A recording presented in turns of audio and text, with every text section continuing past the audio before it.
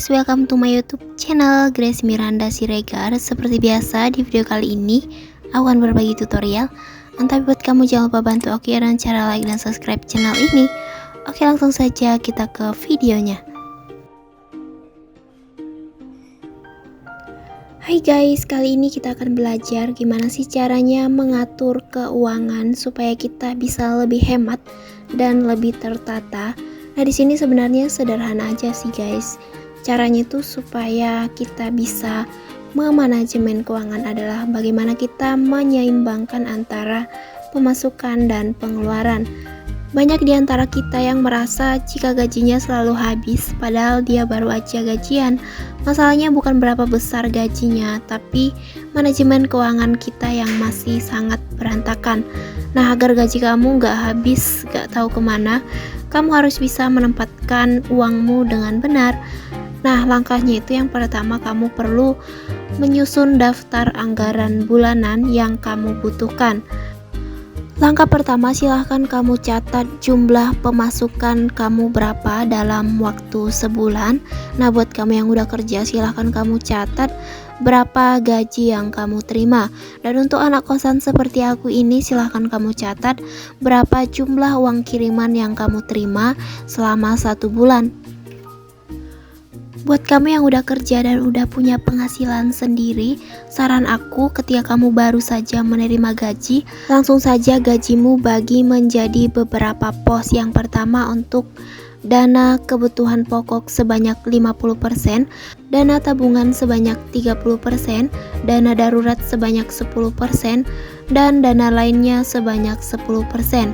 Kalau presentasi ini tidak sanggup kamu lakukan, saran aku langsung saja 20% kamu sisihkan dari gajimu untuk tabungan dan 10% lagi kamu sisihkan untuk dana darurat ya guys.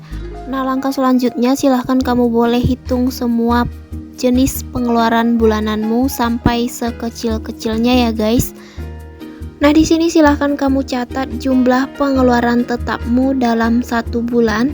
Misalnya untuk uang sewa, uang kontrakan atau apartemen, uang membeli token listrik, uang membeli paket data, misalnya iuran arisan, iuran bulanan sampah, iuran BPJS, atau dana transportasi. Misalnya kalau kamu kemana-mana menggunakan angkutan umum, silahkan kamu perhitungkan ongkosmu selama sebulan itu menghabiskan berapa ya guys. Atau kalau kamu punya kendaraan, silahkan kamu hitung berapa bensin yang kamu butuhkan selama 1 bulan.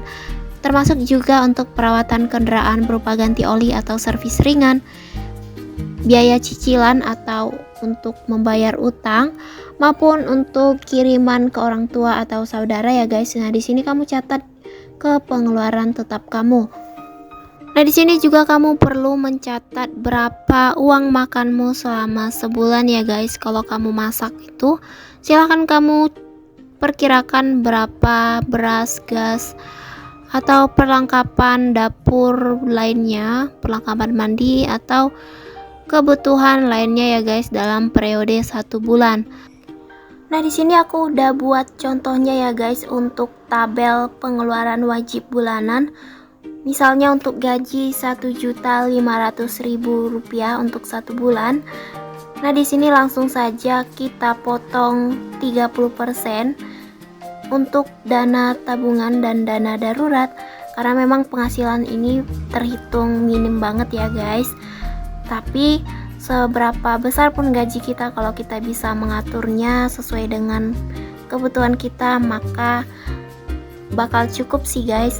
Nah, langsung saja di sini ada pengeluaran wajib berupa uang sewa rumah sebanyak 300.000, uang paket data sebanyak 80.000, dan uang oli 45.000, bensin 100.000, sampah 10.000, listrik 25.000. Dan ini pengeluaran wajib aku sebulan itu totalnya tuh 560.000.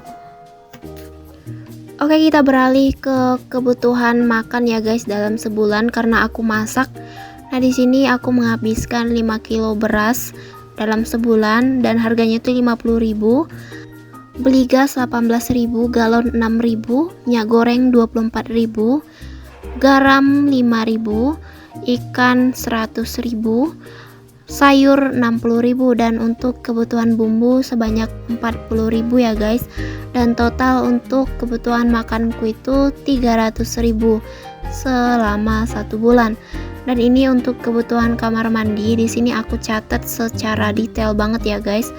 Untuk deterjennya 5.000 dan total semuanya itu 31.000 ya guys.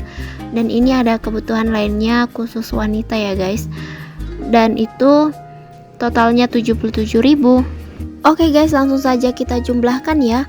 Tadi gaji itu sebanyak 1.500.000. Di sini sudah kita potong 30%.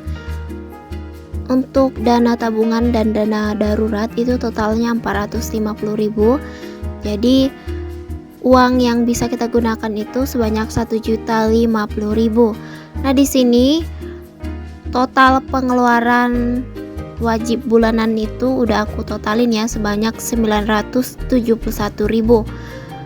Langsung saja kita kurangkan 1.050.000 dikurang 971.000, jadi masih ada plus 79.000 ya guys.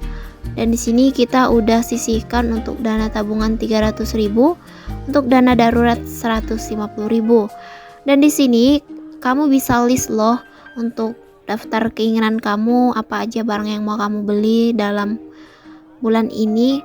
Kalau misalnya ada lebih gitu ya guys, kamu baru bisa gunakan untuk membeli barang-barang ini.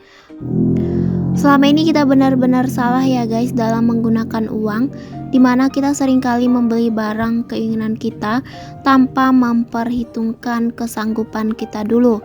Dan finally, uang yang seharusnya kita gunakan untuk biaya kebutuhan pokok kita pakai untuk membeli barang keinginan kita. Makanya kita sering banget di akhir bulan itu suka kere ya, nggak tahu uang kita gunakan kemana. Dan sama halnya kalau kita pergi nongkrong ya, kita habiskan uang kita semuanya saat kita masih dalam fase-fase baru gajian ya guys. Nah, ujung-ujungnya kita nggak punya uang lagi untuk membeli makan di akhir bulan. Yang seharusnya itu kita harus membagi uang kita sesuai dengan pos-posnya masing-masing, dan uang lebih itulah yang dapat kita gunakan untuk jajan atau check out barang di Shopee. Gitu ya guys, sebenarnya seberapapun gaji kita, kalau kita bisa alokasikan sesuai dengan pos kebutuhan kita, gak akan kekurangan di akhir bulan guys.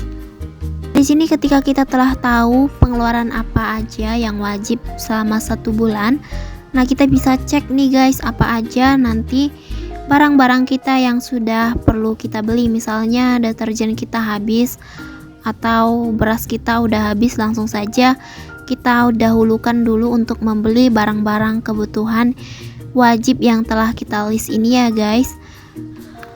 Oke guys, di sini kita akan belajar bagaimana sih caranya hemat ala-ala anak kosan ya guys.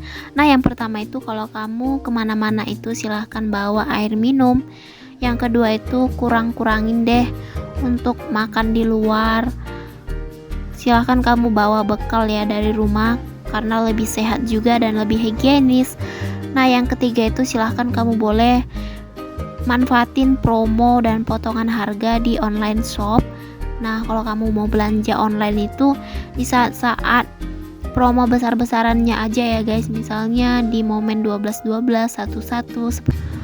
Dan selanjutnya silahkan kamu manfaatin aja fasilitas yang gratis ya guys. Misalnya nih, kamu di kosan itu bayar listrik ya. Misalnya di kampus itu ada listrik gratis. Nah, silahkan kamu cas laptop atau handphone kamu di kampus aja ya guys. Ini memang cara yang ekstrim banget, tapi benar-benar worth it dan lumayan lah memotong ya biaya listrik. Dan misalnya ada yang gratis gitu, air minum gratis, apa gratis, silahkan kamu manfaatin ya guys. Oke guys, demikian cara gimana sih mengatur keuangan ala-ala aku. Semoga bermanfaat ya, dan jangan lupa bantu aku dengan cara like dan subscribe channel ini. Bye bye guys, love you.